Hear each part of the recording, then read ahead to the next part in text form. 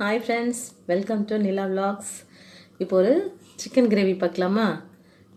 அதுக்கு வெங்காயம் அண்ட் தக்காளி, கொஞ்சம் மசாலா, பட்டை, லவங்கம், ஏலக்காய், சோம்பு, அப்புறம் பார்த்திங்கன்னா பெப்பர், அப்புறம் கொஞ்சமாக ஜீரகம், இதெல்லாம் போட்டு அரைச்சிட்டு வந்துடுறேன்.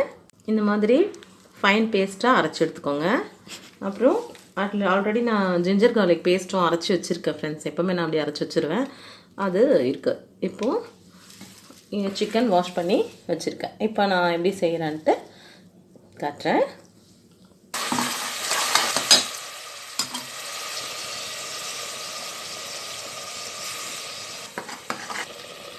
தேவையான அளவுக்கு மிளகாத்தூள், மஞ்சள்தூள் அண்ட் உப்பு இதெல்லாம் போட்டு நல்லா